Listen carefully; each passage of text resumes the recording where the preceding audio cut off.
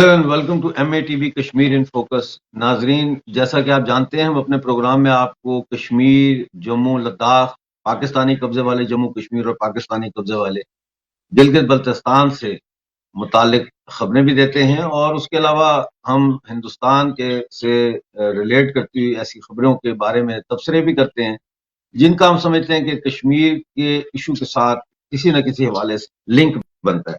तो पहले आपको मैं थोड़ा सा गिलगित बल्तिस्तान के बारे में बता दूं कि कल गवर्नमेंट ने ये ऐलान किया है कि गिलगित बल्तिस्तान में जो है वो कोई शख्स भी अब ना तो इलेक्ट्रिकल अप्लायंसेस खरीद सकता है, जैसे बिजली का हीटर, गीजर, बिजली के इस्त्रियां वगैरह, और ना ही वो इनको इस्तेमाल कर सकता है। यानी गीजर चलाने पे पाबंदी लग गई है शदीद सर्दी के दौर में, और हीटर जलाने पर भी पाबंदी लग गई है इस शदीद सर्दी के दौर में। ना सिर्फ ये, बल्कि 100 वॉट से ज्यादा का बल्ब एक कमरे में एक वक्त में, उससे ज्यादा का पावर का बल्ब भी जलाने पर पाबंदी लगा दी गई। और हालत ये है कि इस वक्त गिलगित बल्तिस्तान में शदीद सर्दी है, बर्फें बालाई इलाकों में पड़ चुकी हैं और ज़रीई इलाकों में पड़ने वाली। लेकिन इसके साथ आपको एक और खबर देना ये चाहूंगा बलूचिस्तान के हवाले से कि मैं हैरान हो गया जब आज मैंने ये सुना और बताया गया कि बलूचिस्तान के किसी हॉस्पिटल में एंजियोग्राफी या एंजियोप्लास्टी करने का बंदोबस्त नहीं है और लोग बड़े मजबूर हैं और उनको बलूचिस्तान से दूर के जो इलाके वहां से या शहरों से कराची जाना पड़ता है, या फिर अगर उनके पास पैसे हैं तो वो जहाज का टिकट लेके इस्लामाबाद आते हैं। यानी कोयटा जैसे दारुल खिलाफे के अंदर भी एंजियोग्राफी और एंजियोप्लास्टी का कोई सिस्टम नहीं है। और अब सूरत हाल मैंने आपको शायद बताई थी कि केमिकल मिला हुआ दूध जो है वो मुजफ्फराबाद, बाग वगैरह में इस वक्त बिक रहा है और कोई पूछने वाला नहीं है। तो नाजरीन, ये सारी सूरत हाल है और इस सूरत हाल में हम देखते हैं कि पाकिस्तान ने चाइना से एक इंतहाई महंगा बहरी जहाज खरीदा है। कराची पोर्ट पर उसको लगा रहे हैं, खड़ा कर रहे हैं।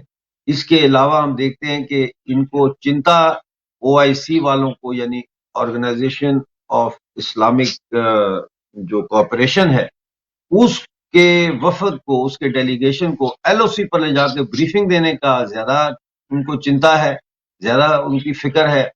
लेकिन हम जो POJK के अंदर जो लोग पानी, बिजली, आटा तरस रहे हैं और नहीं है, उसके बारे में कोई भी जो है वो टेंशन नहीं है, जिक्र नहीं है, कभी उसकी बात भी नहीं होती वहां के TV चैनल पे। तो अलावा एक और गुड न्यूज ये है कि जो दिल्ली डेक्लेरेशन हुआ था कल, जिसमें कि ये तय पाया कि अफगानिस्तान की ह्यूमैनिटेरियन बुनियादों पर मना है और पाकिस्तान और चाइना ने उसका बाइकआउट किया था, मतलब है वो। तो तालिबान ने तो दिल्ली डिक्लेरेशन की ऑफिशियली हमायत कर दी है और बयान दिया है कि वो दिल्ली डिक्लेरेशन से सहमत हैं और उनको कोई ऐसी चीज ना थी डिक्लेरेशन में जिसकी बुनियाद पे वो मुखालफत करें। इन्हीं सारी बातों पर गुफ्तगू करने के लिए साथ major general retired AK Shivaji हैं, हेड हैं, रहे हैं टेरिटोरियल के, और स्ट्रेटेजिक एनालिस्ट हैं। आप उनको जानते हैं, हर TV चैनल पे तकरीबन वो आते हैं, आपको नजर। बहुत स्वागत है आपका जनरल साहब, thank you very much for joining us. सबसे पहले तो ये मुझे बताएं, कि ये जो है OIC का Pakistan, Yusuf अलोद BA Kashmir NY OIC के, और तारिक अली जो असिस्टेंट सेक्रेटरी जनरल हैं OIC के, कुछ और OIC के मेंबर्स थे जिनको लेके गए हैं LOC पर। तो ऑर्गेनाइजेशन ऑफ इस्लामिक कोऑपरेशन के पास तो ये मुद्दा तो उनके उस पे है ही नहीं एजेंडे पे, तो ये ले जाने का क्या तुक बनता है और ये क्या दिखाना चाहते हैं वहां? बिल्कुल, देखो इसमें कोई शक और सवाल नहीं। OIC का इसके अंदर कोई रोल नहीं है। और जो पाकिस्तान बार बार ओआईसी के रिप्रेजेंटेटिव को ले जाता है, वो मुझे लगता है एक्साइज इन फ्यूटिलिटी है। भारत ने साफ सुथरे शब्दों में बता दिया है कि पाकिस्तान ऑक्यूपाइड कश्मीर, गिलगित बाल्टिस्तान भारत का हिस्सा है और हम नहीं चाहते किसी का इंटरफेरेंस। और ये मुझे लगता है कि अब भारत को जब जोरों से ये जो चेयरमैन है ओआईसी, उसको भी ये पास करना चाहिए कि ये जिस प्रकार से ये रप भेजते हैं, ये एक गलत मैसेज भेजता है। सच्चाई ये है कि पाकिस्तान का ना कोई रोल है ना कि ओआईसी का। और अगर आप देखें शिमला एग्रीमेंट के बाद ये जो है बायलैटरल इशू है, अगर जो भी होना है वो आपस में हमने रिजॉल्व करना है। और कश्मीर का जो पॉइंट है उसमें तो कोई रिजॉल्व करने का कुछ मतलब ही नहीं है, क्योंकि जम्मू और कश्मीर भारत का अटूट अंग है। और जो इलाके पाकिस्तान ने कब्जे में किए हुए हैं इलीगली, वो वापस आने चाहिए और वो आके रहेंगे, चाहे वो पीओजे के है या चाहे वो गिलगित बाल्टिस्तान। तो मेरा मतलब यह है it is excise in futility. और ये चेयरमैन जो है ओआईसी का, उसको भी पास किया जाएगा कि इस एक्साइज को आप ना करें। ये एक गलत मैसेज पास करता है, this excise is excise in futility. Mirza साहब बिल्कुल आप सही फरमा रहे हैं, इसलिए कि अगर देखा जाए तो ओआईसी ने पाकिस्तान की कोशिश बिस्यार के बाद भी 5 अगस्त 2019 के से लेकर आज तक कश्मीर के ऊपर कोई स्पेशल सेशन नहीं बुलाया। और आप जानते हैं अच्छी तरह से कि इसकी वजह से पाकिस्तान के सऊदी अरेबिया के साथ भी बड़े तल्लुकात कशीदा हो गए थे और यूएई के साथ भी। और बिल आखिर जो फॉरेन मिनिस्टर है शाह महमूद, उनको फिर बैक ट्रैक करना पड़ा और वो जो कोशिश कर रहे थे कि मलेशिया, टर्की और ईरान और पाकिस्तान को मिला के एक पैरेलल जो है वो इस्लामिक ब्लॉक शायद खड़ा करें, और उससे उनको पसपाई हुई, बल्कि सऊदी अरेबिया ने तो उनसे पैसे वापस मांग लिए और वो कामयाब नहीं हो सके। तो मैंने ये नोट किया है कि जब भी इंडिया की तरफ से कोई ऐसे इंटरनेशनल कॉन्फ्रेंस होती है या कोई विजिट होता है किसी का, इंडिया कोई हमारे मेहमान आते हैं दूसरे देशों के प्रेसिडेंट, प्राइम मिनिस्टर्स या फॉरेन मिनिस्टर्स, तो पाकिस्तान के पेट में मरोड़ पड़ना शुरू हो जाता है। इनको क्या तकलीफ है हमसे भाई? आप थोड़ा सा इसको एनालाइज करें, ये क्यों इनको मरोड़ उठने शुरू हो जाते हैं? देखो, इसमें कोई शक नहीं कि पाकिस्तान और चीन दोनों बुखला गए थे जब हमने एक प्रकार से ये समिट बुलाई है अफगानिस्तान के ऊपर। और ये तो इसमें सच्चाई है कि ये अफगानिस्तान के ऊपर जो समिट बुलाई है, ये कोई नई चीज नहीं है। ये ईरान में 2 बार हो चुकी, 2018, 19 और ये 2020 में भारत में होनी थी। ये पहले हो नहीं पाई कोविड के होने से, अब वो हो रही है। अब कहीं ना कहीं चीन और पाकिस्तान को लग रहा है कि वो तो पीछे रह गए। पाकिस्तान स्पेशली वो एक प्रकार फ्रस्ट्रेशन है, घबराहट है। और इसलिए क्योंकि उसको लगा कि आज भारत के साथ सभी देश हैं, जिस प्रकार से रूस और ईरान खुल के भारत के साथ आए हैं और जो भारत के व्यू पॉइंट पे सेम पेज पे है, और इसी प्रकार सेंट्रल एशियन स्टेट हैं वो भारत के साथ खड़ी हैं। तो कहीं ना कहीं ऐसा लगता है पाकिस्तान को, वो सोच रहा था कि भारत को उसने आइसोलेट कर दिया है और एक प्रकार अफगानिस्तान के केस में इररेलेवेंट बना दिया है। वही वो सोचता रहा कि उसने बहुत बड़ा तीर मार लिया है, अफगानिस्तान में तालिबान आ गया है और भारत का कोई रोल नहीं है, उसको स्ट्रेटेजिक ड्राफ्ट मिली है। उसको एक बड़ा धक्का लगा है जब से हमने ये एक एग्रीमेंट के ऊपर जो एक पास हुआ है आपस में 8 कंट्री ने एक मीडिया के सामने बातचीत करके ये 5 पॉइंट पास किए हैं। उससे इसको लगा कि वो बिल्कुल अकेला पड़ गया है। और मुझे लगता है चीन और पाकिस्तान के अलावा सभी देश भारत के साथ खड़े हुए हैं। और आज की तारीख में मेजॉरिटी ऑफ देश जो भारत का नजरिया था उससे वो बहुत ज्यादा मिल रहे हैं। और स्पेशली ईरान और रूस जो पहले कुछ और ख्याल रखते थे, अब वो भारत की तरफ झुके हुए हैं। उनको महसूस हुआ है कि जो भारत का नजरिया था, जिस प्रकार से ईरान ने सोचा है कि जिस प्रकार से उनकी जो पॉपुलेशन हजारा उसको टारगेट किया जा रहा है अफगानिस्तान में, इसी प्रकार से सेंट्रल एशियन स्टेट में एक प्रकार से टेररिज्म और फंडामेंटलिज्म बढ़ने का शक है, तो रूस की जो सॉफ्ट वैली है, तो इसलिए रूस को भी अभी लगने लगा कि भारत जो कह रहा था वो बिल्कुल ठीक है।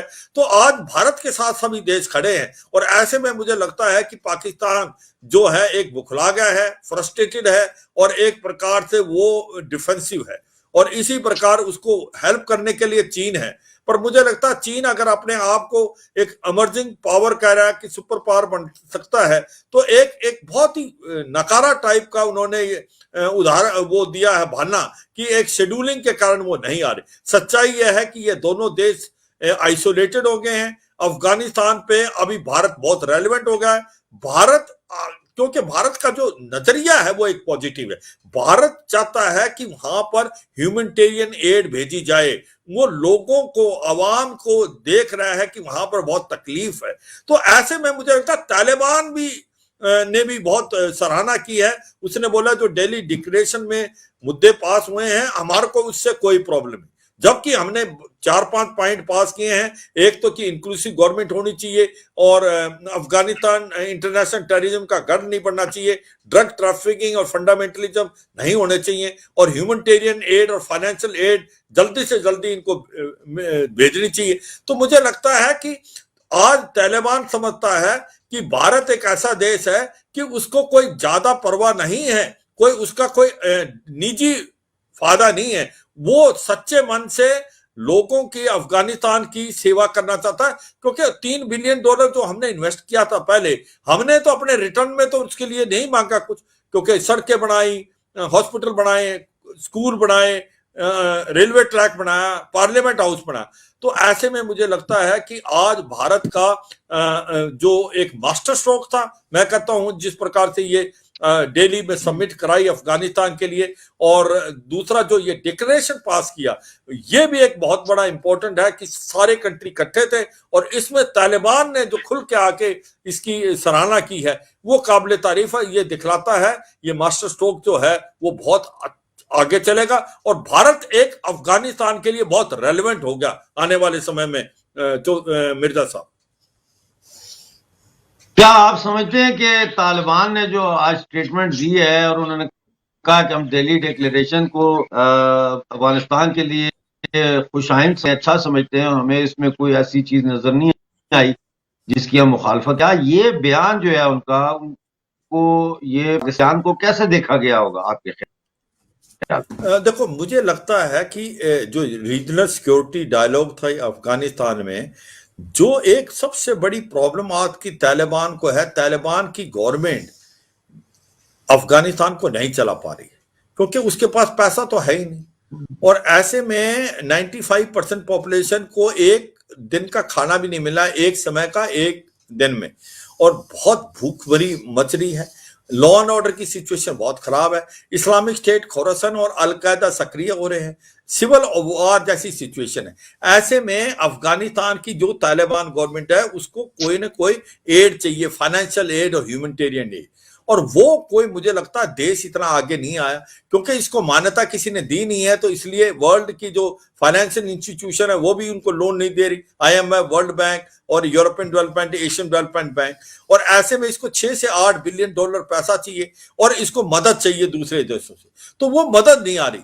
भारत जो ये दिल्ली डिक्लेरेशन में मदद की बात की गई है कि भाई इनको मदद देनी चाहिए, इनके पास ह्यूमैनिटेरियन एड और फाइनेंशियल एड देनी चाहिए जल्दी से जल्दी, तो इसका मतलब तालिबान की गवर्नमेंट को तो ये बहुत अच्छा लगा कि भारत के अंदर जो दिल्ली डिक्लेरेशन है वो बात कर रही है अवाम के लिए, लोगों के लिए। और आज मुझे लगता है तालिबान की गवर्नमेंट को पैसा चाहिए, तालिबान की गवर्नमेंट को फाइनेंशियल और ह्यूमैनिटेरियन एड चाहिए। मैं क्वेश्चन पूछता हूं पाकिस्तान वालों को कि पाकिस्तान जो इतना नजदीक है, उसने अभी तक कोई ह्यूमैनिटेरियन एड भेजी है?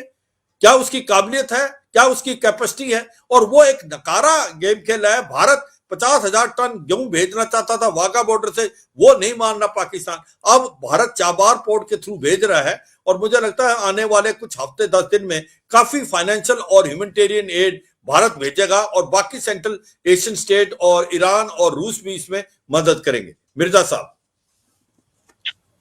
बहुत अच्छी डेवलपमेंट्स हो रही हैं, और मुझे लगता ये है कि आज तालिबान तो चलो एक काबज हैं काबुल के ऊपर, लेकिन जनरली स्पीकिंग अफगान अवाम आज वाज़े तौर पर देख सकते हैं कि उनका हकीकी दोस्त कौन है और उनके दोस्ती के नाम पर उनका दुश्मन कौन है। मैं चाहूंगा कि थोड़ी सी बात करें, ये चाइना ने पाकिस्तान को एक बहरी जहाज दिया है, इसके बारे में थोड़ी सी जानकारी दें हमारे दर्शकों को।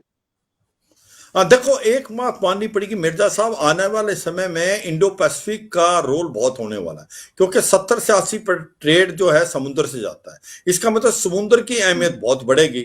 और जिस प्रकार से आपको पता है चीन अपने फुटप्रिंट बढ़ा रहा है इंडो पैसिफिक में, तो वो एक कॉज ऑफ कंसर्न है। उसने अपनी सबमरीन भी डाल दी है और एयरक्राफ्ट कैरियर भी बना रहा है। और ऐसे में उसको लग रहा था कि जो उसका वीक लिंक है एक पाकिस्तान, जो अरेबियन सी में, क्योंकि पाकिस्तान की नेवी बड़ी कमजोर है और पाकिस्तान की नेवी के पास कोई बड़ा युद्धपोत नहीं था। और अगर पाकिस्तान की नेवी के अंदर युद्धपोत आता है तो इनडायरेक्टली वो चीन को हेल्प करेगा इंडो पैसिफिक में। तो मुझे लगता है इसी को सोचते हुए चीन ने पाकिस्तान को ये तोहफिल, जो कि एक सबसे बड़ी फ्रिगेट थी, बल्कि पीएलए नेवी की सबसे बड़ी फ्रिगेट दी है, जो कि एक प्रकार से एंटी सबमरीन भी, एंटी शिप भी और एंटी एयरक्राफ्ट भी। मेरा मतलब यह है कि आने वाले समय में जो सी लेन्स है वो ऑफ कम्युनिकेशन बहुत इंपॉर्टेंट हो जाएंगी, क्योंकि ये ही ट्रेड रूट का मिसाल है। और इंडो पैसिफिक में चीन जो है अपना दबदबा बनाना चाहता है, और इसी को मद्देनजर रखते हुए इसको काउंटर बैलेंस करने के लिए इंडिया को वो चाहता है कि पाकिस्तान की नेवी को उभारा जाए, क्योंकि पाकिस्तान की नेवी बहुत कमजोर है बिनिस्बत भारत के। तो वो इसलिए उसने ये जो पीएनएस तोहफिल दी है, और जो कि एक बहुत मॉडर्न फ्रिगेट है और जो एक सबसे बड़ा शिप था पीएलए नेवी में। तो ये एक भारत के लिए कॉज ऑफ कंसर्न है और भारत को इस चीज का ध्यान देना पड़ेगा। और भारत को काउंटर करने के लिए अपनी नेवल शक्ति को और बढ़ाना है, इसके लिए पैसा चाहिए। देखो, ये सबसे है, आप नेवी को एक दिन में नहीं बना सकते। हमारे पास एयरक्राफ्ट कैरियर है आईएनएस विक्रमादित्य, और दूसरा जो है आईएनएस विराट अभी जो है सी ट्रायल पे है। तो भारत को भी अपने नेवी पे और ध्यान देना पड़ेगा। मुझे लगता है आने वाले स्कूल में न्यूक्लियर पावर सबमरीन, जिस प्रकार से आकुश में एक ऑस्ट्रेलिया को दी है यूके और यूएस ने, हमको ये लेनी पड़ेगी। और अभी एरियंट है भारत के पास, मगर मुझे लगता है नेवल पावर की तरफ, मॉडर्नाइजेशन की तरफ हमें ध्यान देना पड़ेगा, और उसके लिए हमको पैसा चाहिए। उसके लिए डिफेंस कि जो नेवी का कंपोनेंट है उस पर और भी फोकस करना पड़ेगा, क्योंकि जो अगली सेंचुरी और अगले 10 से 15 साल है वो मुझे लगता है जो it will be a war of sea. जो समुद्र को कंट्रोल करेगा वो ही पूरे वर्ल्ड को कंट्रोल करेगा। मिर्जा साहब जी बिल्कुल सही फरमा रहे हैं आप जनरल साहब। सुनने में ये भी आ रहा है जो किया है इन्होंने, चाइना ने पाकिस्तान को दिया तो पाकिस्तान, लेकिन इसको मैनेज जो है वो चाइनीज खुद करेंगे, यानी कि इस फ्रीगेट के ऊपर बाकायदा चाइनीज होंगे और चाइनीज इसको मैनेज करेंगे। और ये सोचा जा रहा है कि ये सिर्फ और सिर्फ भारत को के लिए ये दिया गया है, ये पाकिस्तान को वहां पार करने के लिए दिया है। नाम पाकिस्तान है लेकिन हकीकत में चाइना ही है वो। हाँ बिल्कुल, देखो ये भी बात सच कह रहे हो। इसका मतलब ये है कि इसके अंदर जो पीएलए नेवी के ही को मैन करेगी, तो ये तो एक और भी कॉज ऑफ कंसर्न है। इसका मतलब पाकिस्तान के अंदर कराची पोर्ट से वो ऑपरेट करेगा, तो वो भारत के बहुत नजदीक आ जाता है। और बात सच्चाई ये है कि सबसे बड़ा फ्रिगेट है वो और बहुत मॉडर्न है। तो ये तो एक और भी चिंता का विषय है। इसका मतलब पाकिस्तान की भेस में जो चीन की नेवी है वो भारत के बहुत नजदीक आ जाएगी और इंडो पैसिफिक में ऑपरेट करेगी।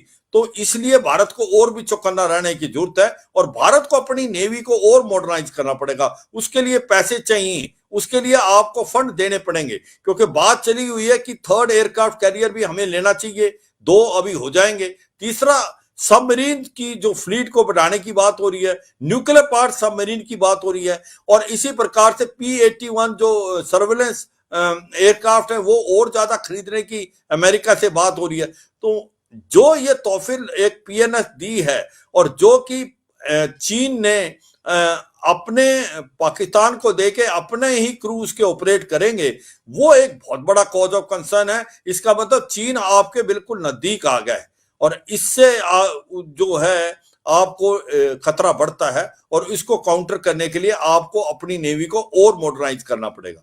मिर्जा साहब,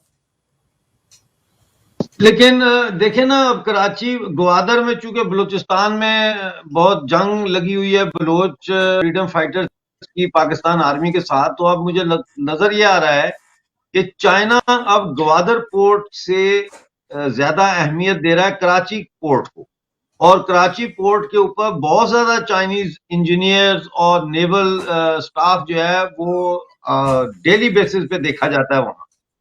इसके बारे में आपकी क्या कैलकुलेशन? देखो इसमें क्या हो गया है मिर्जा साहब की ग्वादर जो है वो बहुत बड़ा इंपॉर्टेंट पोर्ट बना रहा था चीन, और उसको लगता था कि वो एक प्रकार से जो वार्म वाटर और उससे उसका ग्वादर से लेके सिंगजंग प्रोविंस तक कनेक्टिविटी हो जाएगी। मगर जिस प्रकार से बलूचिस्तान लिबरेशन आर्मी एक बहुत सक्रिय होकर आई है और उस पर बार बार अटैक कर रही है, तो कहीं ना कहीं वो ग्वादर पोर्ट जो है उसको लगता है कि कोई ज्यादा सेफ नहीं ऑप्शन होगी, बल्कि कराची जो है कोई ज्यादा दूर नहीं है और कराची एक डीप सी पोर्ट पहले ही है। तो मुझे लगता है उसको लगता है कि कराची एक वेल प्रोटेक्टेड है, कराची के अंदर ज्यादा सामना है, और क्योंकि ग्वादर जो है अभी भी बलूचिस्तान लिबरेशन आर्मी ने काफी अटैक किए हैं जिसमें चीनियों को भी मार गिराया, तो इसलिए ज्यादा इंपॉर्टेंट करा। पर मुझे लगता है आने वाले समय में ईरान के ऊपर भी प्रेशर डाल के चीन क्या करना चाहता था कि वो चाबार पोर्ट में भी अपना जमावड़ा बनाना चाहता था, कहना कि भारत की बजाय हम इसको एक प्रकार से डेवलप करेंगे, और फिर वो ग्वादर से चाबार को मिलाना चाहता था। मगर ईरान ने वो नहीं माना और ईरान ने जो भारत के साथ समझौता होता उसी के साथ चले हैं, और भारत अभी ज्यादा ध्यान दे रहा है। तो मुझे लगता है ग्वादर और कराची में, कराची ज्यादा इसलिए है, एक तो कराची जो है भारत के नजदीक है, जो उसका मेन एम है भारत पे सर्विस करना, दूसरा वो ज्यादा वेल प्रोटेक्टेड है, तीसरा वो डीप सी पोर्ट है।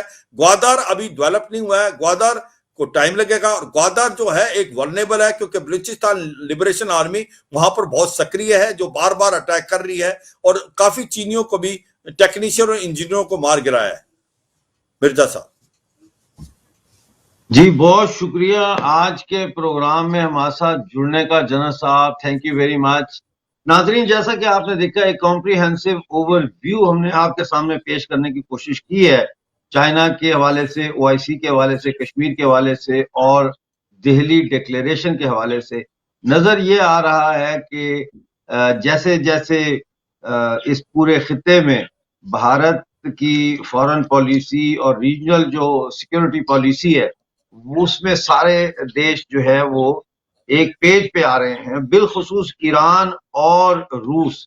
लिहाजा इस बात की तवक्को हम कर सकते हैं कि आने वाले बहुत कम समय में पाकिस्तानी कब्जे वाला जम्मू कश्मीर और पाकिस्तानी कब्जे वाला गिलगित बल्तिस्तान भी भारत के साथ वापस मिलेगा। इसी नोट पर मैं आपसे इजाजत चाहता हूं।